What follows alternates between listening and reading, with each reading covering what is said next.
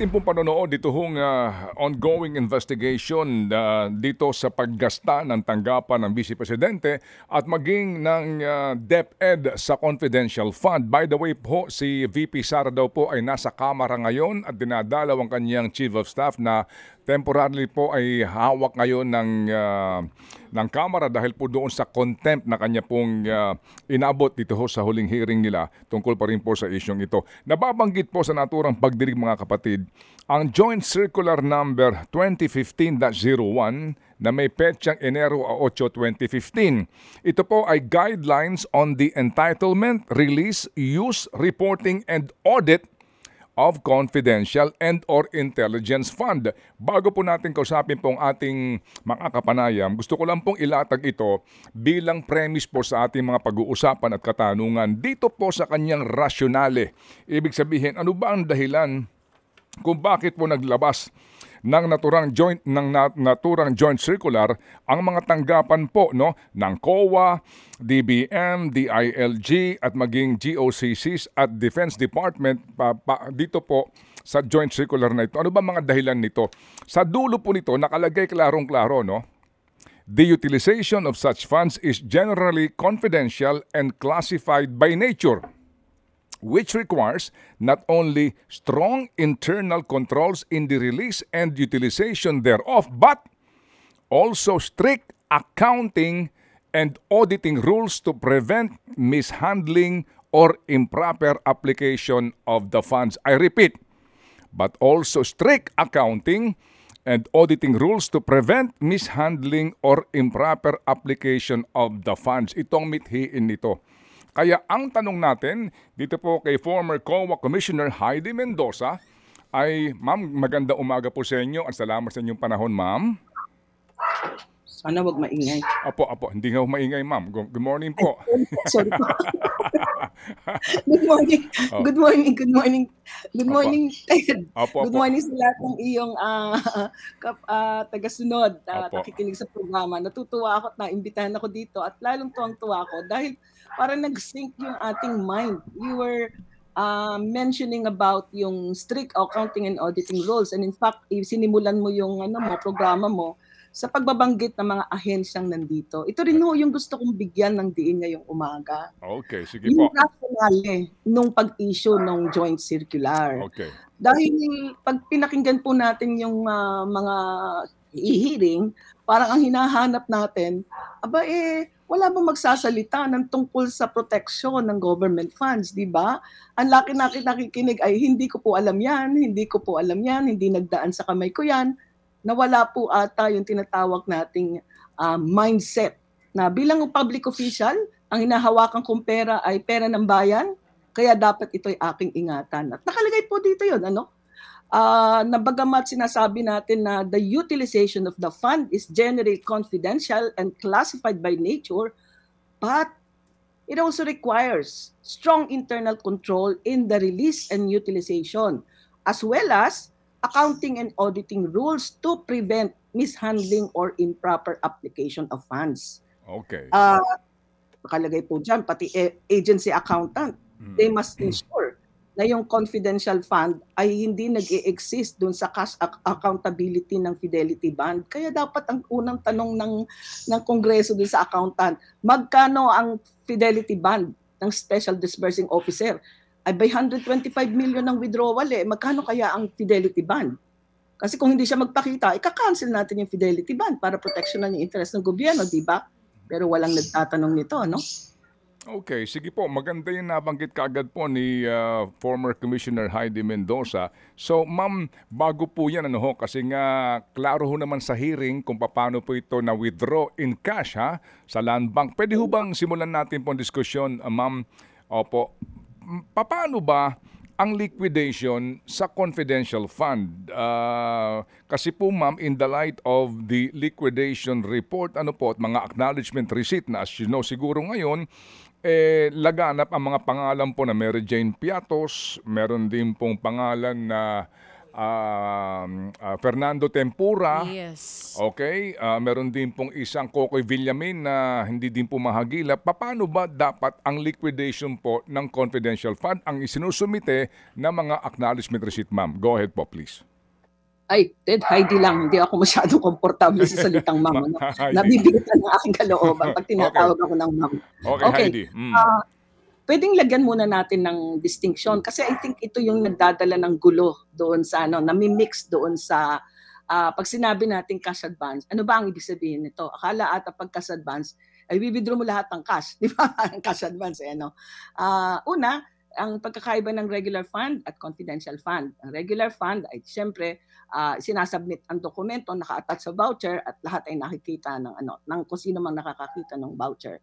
Sa confidential funds ay hindi, a certification na ito, naka-sealed envelope and merong mga supporting documents pero pwedeng i-demand lang, hindi kasama doon sa envelope, Now, pag sinabi natin na cash advance, ganito 'yon.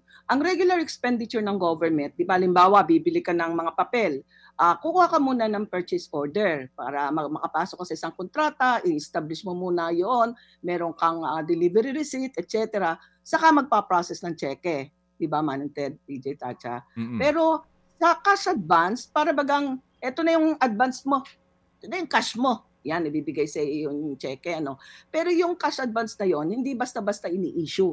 Meron din yung tinatawag na documentary requirements. So, syempre, meron ka lang namang dapat ay merong legal na basis yan. Meron tayong tinatawag na appropriations na merong approval ng head of agency, merong financial plan. In other words, doon pa lang sa pag-release ng cash advance, ay ini-establish na natin. Bagamat hindi nagsasalita ang papel, sinasabi ng papel, pera ng bayan ito ha, kaya kahit sa cash advance pa lang, dapat malinaw na. At yun ang hinahanap sana natin kahapon, Ted, di ba? Yung mga pagsagot na, hindi ko alam kung sino nila, kung hindi pwedeng ganun Kasi dapat ito ay whole of agency approach in terms of doing our duty. Kasi member ka ng isang opisina, budget niyo yan. So, naipaliwanag ko na yung cash advance. Paano po yung liquidation po? Opo. Ang liquidation po nito ay di unang-una, meron po tayong kasama doon po yung financial plan para makita saan mo ba dapat gamitin yan. Pagkatapos ay di yung tawag natin, ang pinakamatindi dito yung certification. Ang certification hindi lang ng special disbursing officer ng head of office. Ang sinasabi natin dito, mabigat yung bigat ng tinatawag na certification. Kasi sa gobyerno, pag sinabing nag-certify ka, as a public official, may oath of office ka Nung nagsimula kang sumumpa na ako, si ganito ay nanunumpang, gagawin ko ang duties ko at responsibility. Nakatali dito yung sinasabi mong certification. At pag sinabi mong certification, sinecertify mo na, ay ito po ay tunay na nagamit sa confidential funds, na ito po ay hindi ginamit sa ibang bagay, kumbaga, na ito po ay may mga documentary evidence at willing akong ibigay kapag ito ay kinakailangan. Medyo mabigat po yan. And meron pa ho yung parang isa pang pirma ng head of office na sinasabing, pinapatunayan ko itong certification na ito. Kaya on the basis of that certification, pwede nating hugutin yung kanyang pananagutan, di ba? So dun sa liquidation document, kasama yung certification, and then yung copy rin ng cash advance voucher. Dalawa yun di ba? Yung cash advance voucher tsaka yung liquidation, isisealed yan sa envelope, ipapadala sa ICFAO. Pero yung report ng disbursement na nagdadaan yan sa accountant. Kaya nga sinasabi natin na whole of agency approach ito Hindi natin pwedeng sabihin hindi mo nakita. Kasi responsibilidad mo yan. Uulitin ko ulit yung sinasabi natin na oo nga, confidential at classified nature, pero idiniin din na kailangan may internal control. Di ba? So ang sinasabi natin, kahit certification lang yan, pag nakita nung ICFAO, bubuksan yan Bubuksan sa una para tingnan muna, kumpleto kaya aring papeles na rin, submit nila na, hindi kaya yung mga basic requirements. Okay naman, kumpleto naman. Halimbawa, Tapos ay, kung sa audit nila ay nakita nila, teka muna, ay in-spend pala rin 125 sa 11 days, meron kang sasabihin natin na red flag. Ngayon, yung mindset mo on the basis of this circular, including the legal basis na naka-identify isa-isa, no? Dapat magti-trigger yun na, teka, titingnan ko muna ito. Now, on that basis, pwede mong i-demand yung disbursing officer. At sabi naman ng disbursing officer sa kanyang certification, willing naman siya at nasa kanya lang nakalagay nga dito vault. Nasa vault niya yung mga documentary evidence of payment that can be demanded anytime by COA. Not only that, yung copy ng accomplishment report.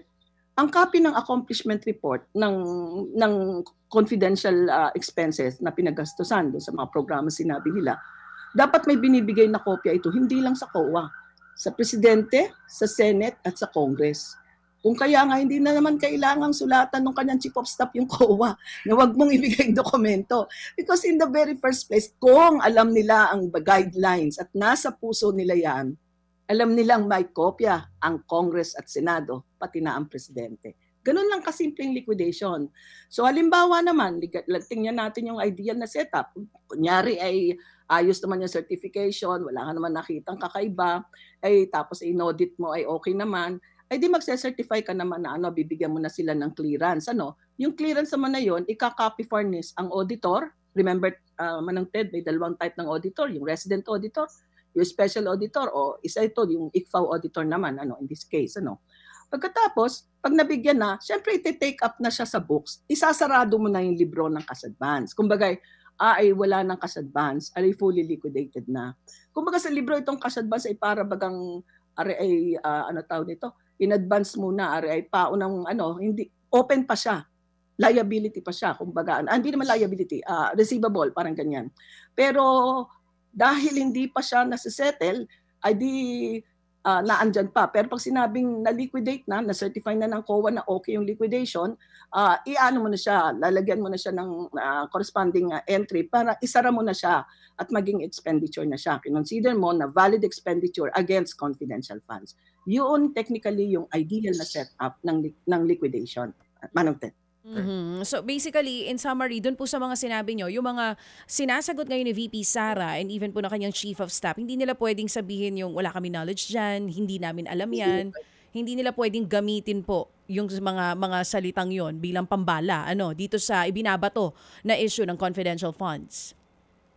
DJ Chacha, hindi pwede. Ang ibig sabihin lang yan, hindi nila binasa yung batas at wala sa puso nila yung tinatawag nating mindset and yung ng bawat isang tagapaglingkod bayan na masusing pag-iingat sa pera ng bayan ay pinagkakatiwala sa inyong mga kamay kasi kayo ang may kapangyarihan. Oo. Well, very well noted at naiintindihan na ngayon itong mga kapatid natin nakikinig.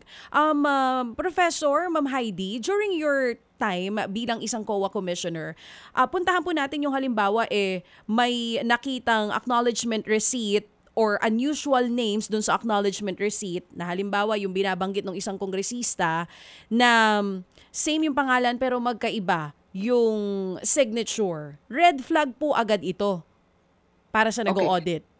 Okay, DJ Chacha, ilalagay ko lang sa konti lang na hindi ko pwedeng makita yan as commissioner dahil hindi ako nag-audit. Pero pwede ko sabihin na ganito.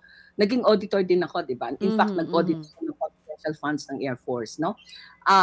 As auditor, kailangan ng mindset mo kaagad, protection of government funds and prevention of IUEE, irregular, unnecessary, extravagant expenditure. Lagi yan nasa mindset mo.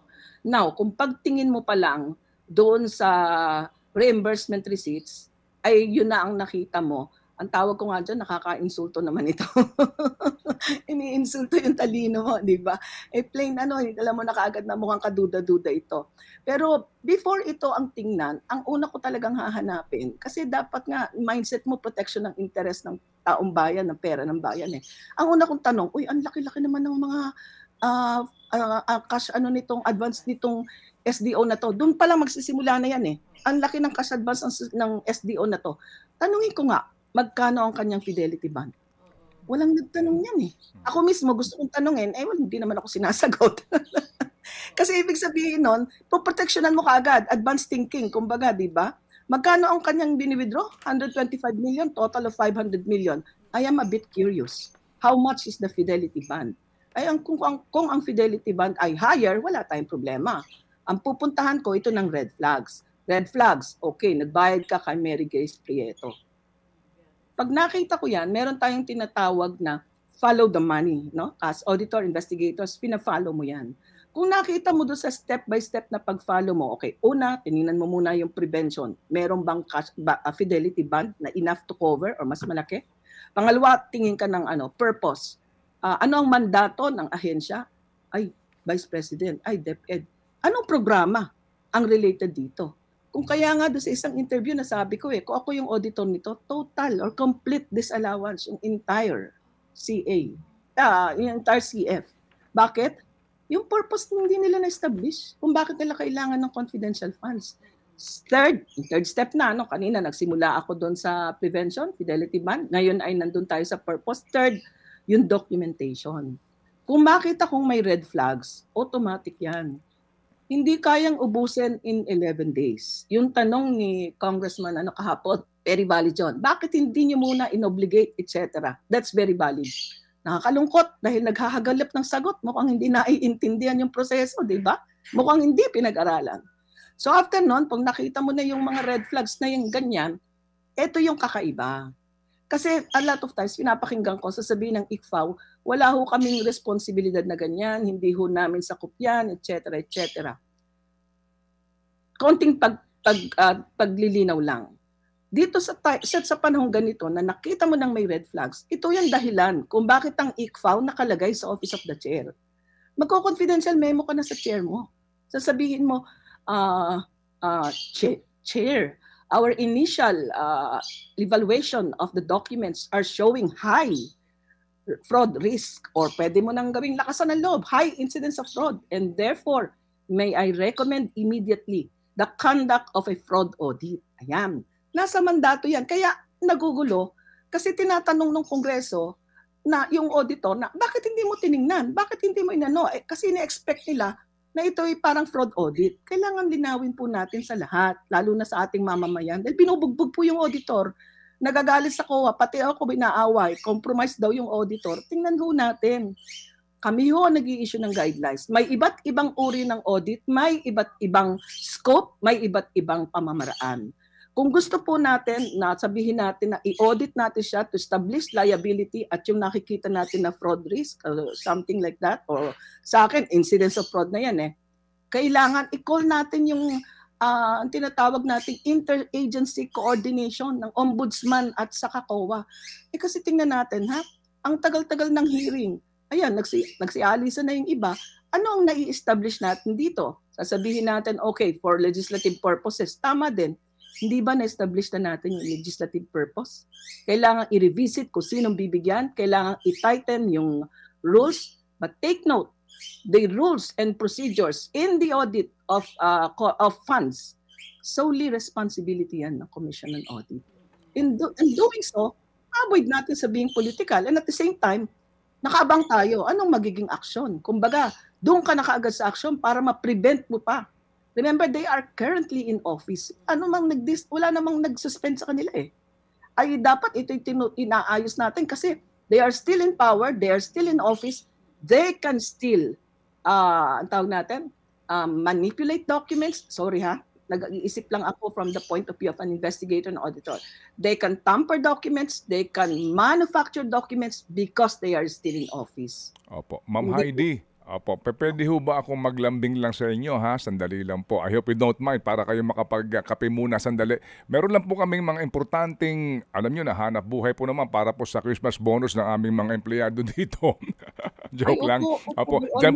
Diyan po lamang kayo. We will just take a short break. At kami po'y babalik sa inyo. I'd like lang, Ma'am Heidi, ng ilang pong paliwanag doon sa fidelity bond na binanggit ninyo para mas maintindihan ng taong bayan. Ano ho ba ito? Sino ba ang dapat nagbabayad nito? At anong mga panuntunan? Ba't kinakailangan po ito bago po payagan ang isang empleyado po ng gobyerno na makapag-withdraw ng ganito kalalaking cash? Mga kapatid, ating babalikan po si Commissioner Heidi Mendoza. Heidi, yan, tawagin ko siyang Heidi. Heidi, salamat na marami sa iyong pasensya sa paghihintay. Sige, so bago tayo nag-break, sabi ko nga, baka lang pwede nating balikan yung kahulugan ng fidelity bond para ba saan ito? Sino ba nagbabayad dito? At ano ba ang mga kwentahan dito sa babayaran mong fidelity bond bago ka magkaroon ng permiso na maging disbursing officer sa iyong mga cash withdrawal sa pera ng gobyerno. Go ahead, Heidi. Okay. Pwede tayong magbigay ng ilang halimbawa. Merong tinatawag na cash surety bond, fidelity bond, yung lahat ng disbursing officer, lalong-lalo na yung merong mga malaking hawak na pera. Pero syempre, ano yan, case to case din. Yung iba naman, halimbawa, maliit lang yung amount na perang hawak and then immediate liquidation, hindi naman kailangang hingaan ng tinatawag nating fidelity bond, cash bond. Pero yung mga contractors, meron din silang performance bond. In other words, parang as the term connotes, fidelity, para maging faithful ka dun sa delivery ng iyong Kasi nga iniisip natin, ang lalaki ng hawak na pera nitong mga disbursing officer, there will always be chances na kunyari matukso ka or kasi cash yan eh. So inaano natin na meron silang bond.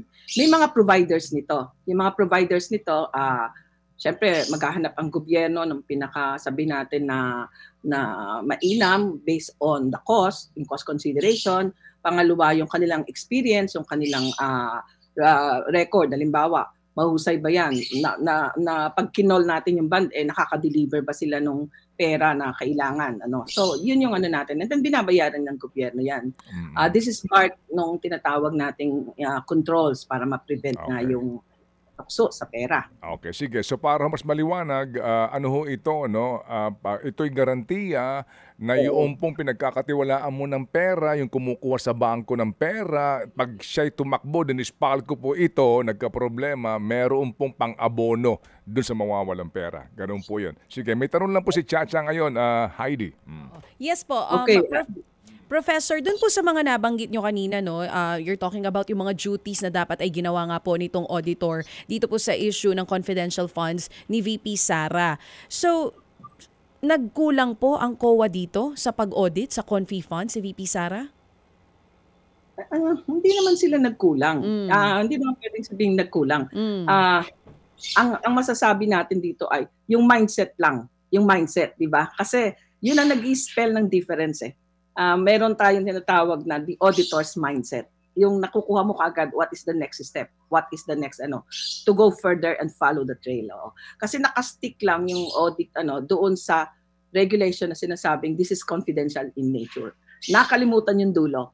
While this is confidential in nature, hindi nawawala yung requirement ng internal control at yung mabigat na tungkulin ng COA when it comes to prevention of IUEE. So sa side ng prevention, yun yung sinasabi ko. Okay. Nakita mong very strong yung incidence ng fraud, nag-call ka na kaagad, nag-memo ka na kaagad, mag-fraud audit tayo or mag-joint tayo ng Office of the Ombudsman. But of course, that's all of the chairperson, not the team.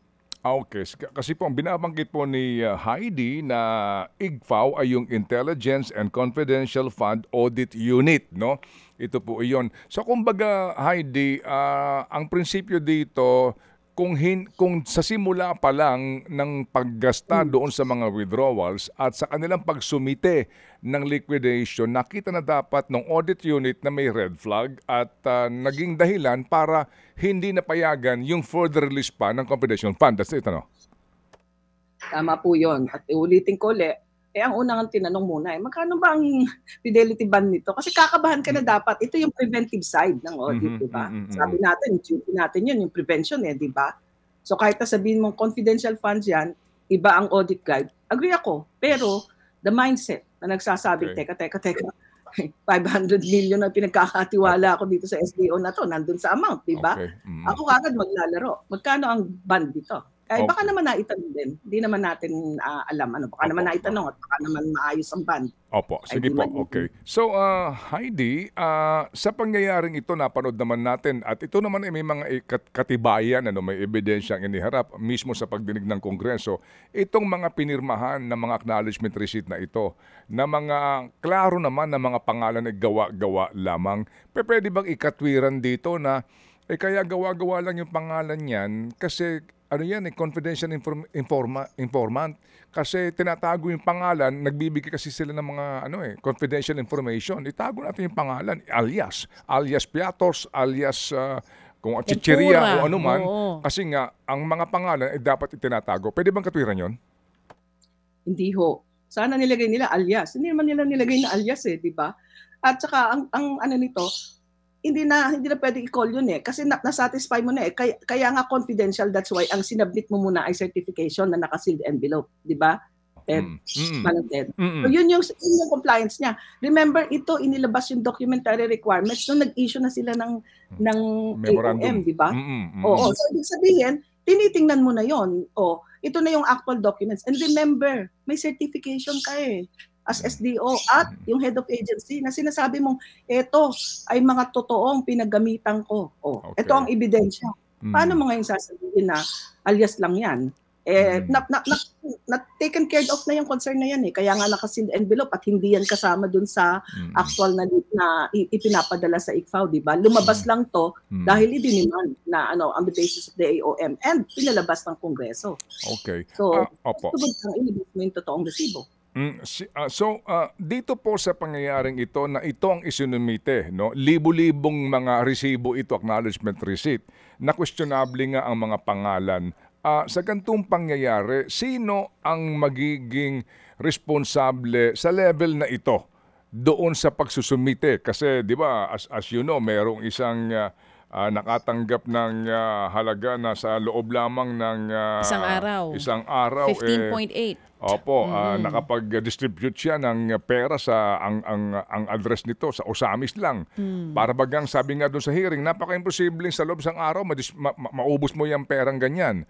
So sa ganun po, sino po ang sa level na iyon ang may pananagutan?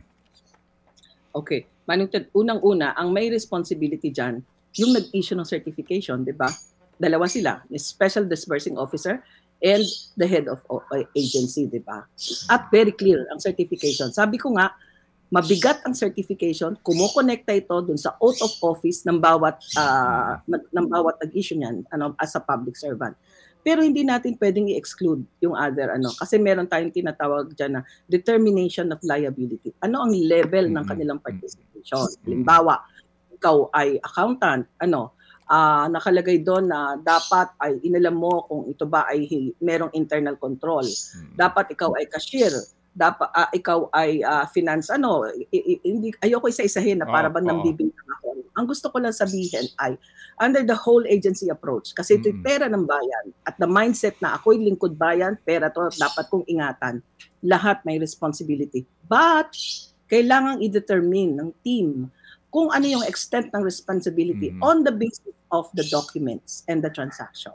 Ayun. Pero yung head of office at saka yung special disbursing officer.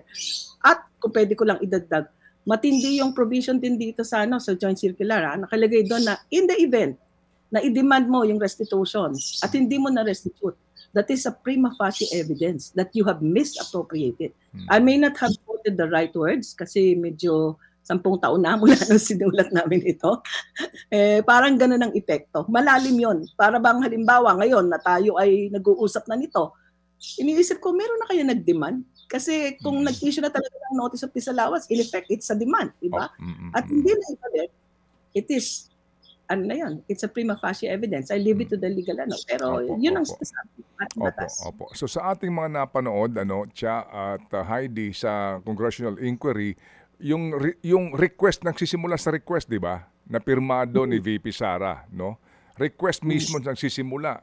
And then yun na nga, pagkatapos noon, meron ng pera na available at pagkatapos nag-i-issue nga ng cheque at meron ng disbursing officer na nagpupunta doon sa bangko para kunin yung pera. So yung mga level na yon, magmula doon sa nag-request, yung head of agency, hanggang doon sa namigay umano ng pera sa mga taong ito, silang lahat ay may pananagutan sa batas.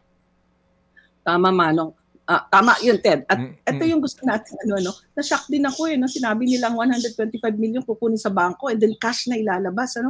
Kasi meron kang financial plan Di ba, Ted? Chacha, may plan ka So, ibig sabihin doon, nakalagay doon, may schedule yun. Halimbawa, ito ang gastos mo.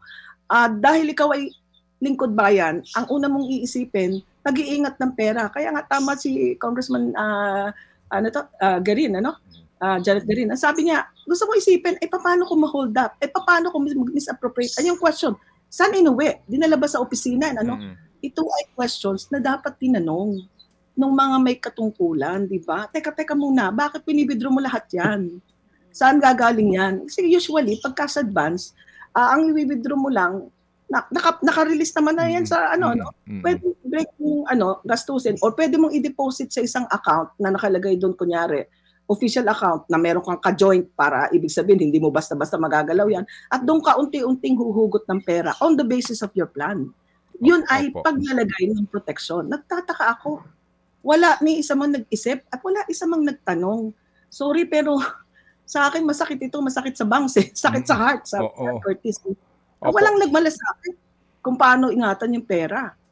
Opo, pero ma'am, sa panonood nga din po natin, ang nabubuo sa ating kaisipan is ginawa ng mga taong ito ang withdrawal ng cash nang wala man lang pong seguridad, sa utos ng head of agency. Kasi hindi naman maglalakas loob itong mga taong ito.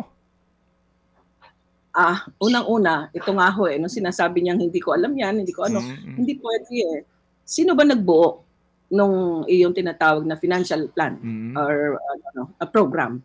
Ikaw ang nag-request I-assume ko na ikaw nakakaalam kung anong programa.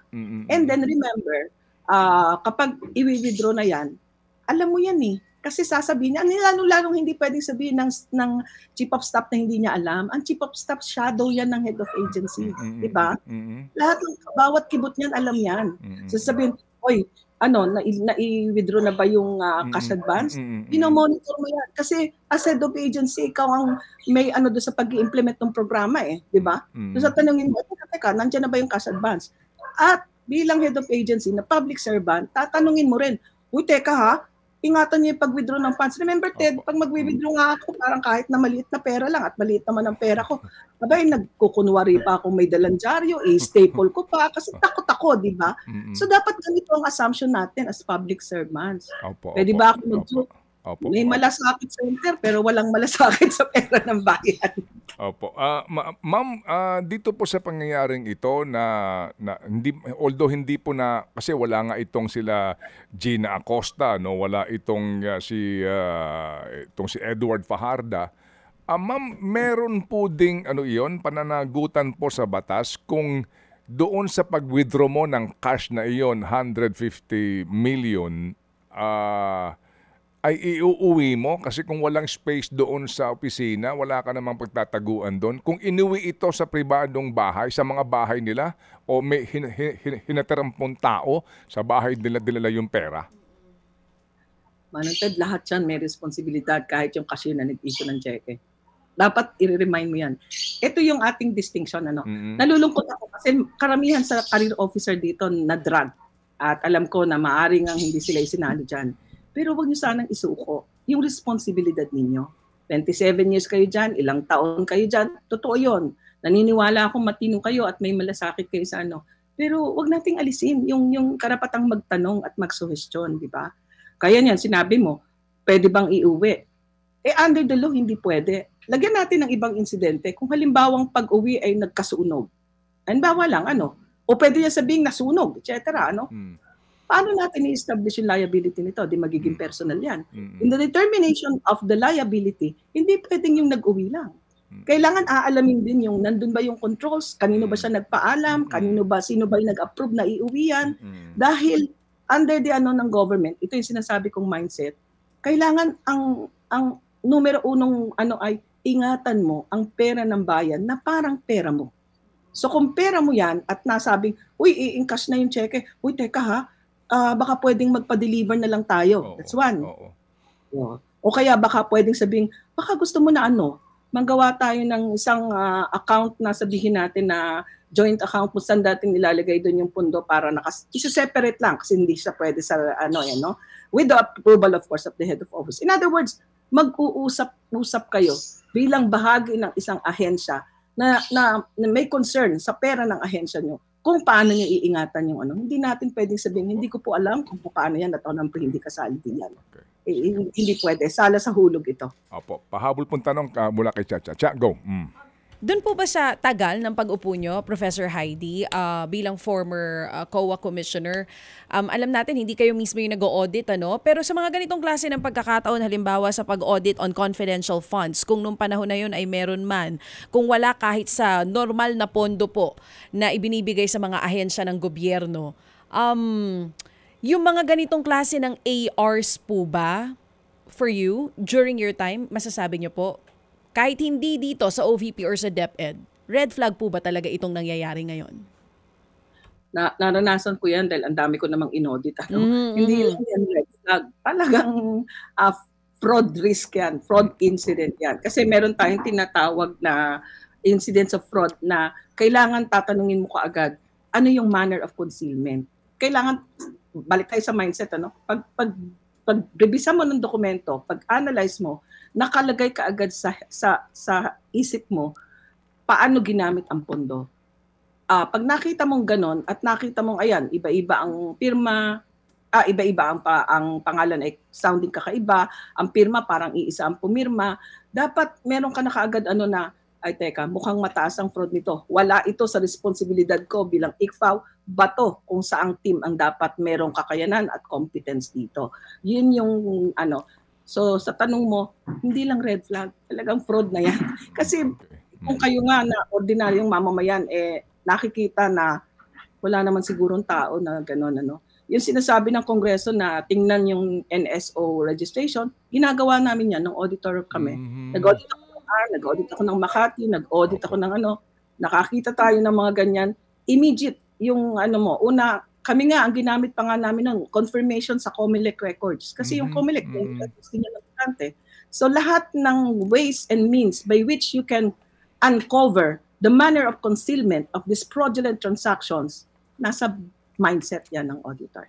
Okay, sige po. So, in fairness naman sa COA, kasi nga sila ang naglabas dito ng observation audit memorandum, At dahil din po dito nga sa COA report na ito, nalantad po sa budget hearing yung ginastaho ang napakalaking halaga in only 11 days. So ito po nalantad ngayon at pinag-uusapan. So ma'am, dito po na lamang po tayo sa sinasabi ng iba ngayon na bakit si VP Sara lang, bakit DepEd lang.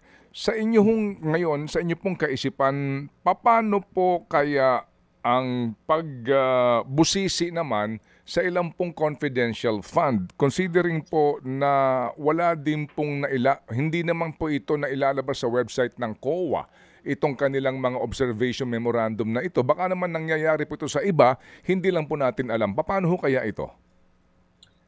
Ito po yun. Ito yung magbibigay lang ako ng option. Kaya nga tayo nasasabing napopoliticize. Tama po yun at nabanggit ko na rin yan. Ang unang option dyan, the President of the Republic of the Philippines may request for such an audit, a special audit of all confidential funds across the In which case, i-demand ng ICFAO ang submission ng lahat ng documentary evidence, ng lahat ng may confidential expenses. Yun ay pwedeng gawin. Even without, pero ito naman yun, the President may request for it, or even without that, kasi Presidente ang nag-a-approve ng confidential funds at siya rin ang sinasubmitan ng report, di ba? So he has a basis. Pero even without the President requesting for it, the chairperson or even the entire commission proper of the COA may constitute a fraud audit team that will look across confidential funds of the government. Pipili ka lang dyan ng sabihin natin na period. Para natin masabing, hindi na to sensitive kasi nakatapos na. Pangatlo, pwede rin ito sa interagency agreement ng Office of the Ombudsman, AMLC at saka COA. Kasi may mga bagay na pwedeng gawin na hindi pasok sa audit. For example, nakita natin itong mga pangalan na to, nakita natin na cash yan, okay. Alam natin lahat bakit in-cash, para maputol yung trail, hindi na makita, Pero kung kasama ang AMLC sa investigation ng interagency, pwede tayong maghanap ng key personality. Ano ang amounts na pumasok? Ito ho yung tinatawag nating follow the money approach. At yun ang nakakalungkot. Yung sistema at proseso nasa gobyerno, pero walang nagbo-volunteer kung paano gawin. Okay, so sa simpleng salita, kung gugustuhin, pwede. Opo, tama kayo, Ted. Opo. DJ Chacha. Kung gugustuhin, ay merong paraan. Sabi ko nga, kailangan may malasakit tayo dahil pera ng bayan yan. Yun Amen. yung ano nito. Lahat-lahat. Opo, Kay head of opo. agency, kay disbursing officer, kay accountant, kay cashier. Opo. Kumbaga po, para natin maibalansi po ang equation dito, kung ganito kayo kaporsigido sa tanggapan ni OVP at ng DepEd, pwede ho naman sa lahat, kung talagang gusto ho nating ayusin, ito hong pagmamalabis sa pera ng bayan gamit po ang kuble na confidential o intelligence fund, ma'am. May linawin lang akong konti, okay lang ba? Yes, ma'am. Linawin lang ho natin yung role ng auditor. Wag ho nating sabihan na na-compromise yan, nabayaran. Kaya na sinabi ko, mayroong iba't ibang types of audit. So yung auditor na nagsasalita, she is coming from the point of view of someone reviewing the documents of liquidation within the guidelines of ICFAO. Opo. Ba? Opo. So hindi naman natin pwedeng tugbugin at sabing nabayaran or ano. Opo. Pangalawa, mahirap pong tumayo sa Kongreso at Senado. Nakakakaba po yun. Yes, Yun ma'am. po ang totoo. Yes, ma'am. Yes, ma'am. Opo. Sige, so, Ma'am Heidi, Professor, Commissioner, kami po'y lubos na nagpapasalamat sa inyo. Kami po'y natuto po dito po sa ating diskusyon na ito, pati po ating mga kababayan. Sa uulitin, ma'am, kami po'y istorbo sa inyo sa iba pang mga paksa naman para din po sa kaalaman ng ating mga kababayan. Mabuhay po kayo, Ma'am Heidi. Ako po yung nagpapasalamat kasi hindi kayo public servant pero tumutulong kayo para ingatan ang pera ng bayan. Salamat Ted, salamat Chacha, salamat sa inyong mga tagapakinig. Magandang umaga. Thank you, si Ma'am Heidi Mendoza.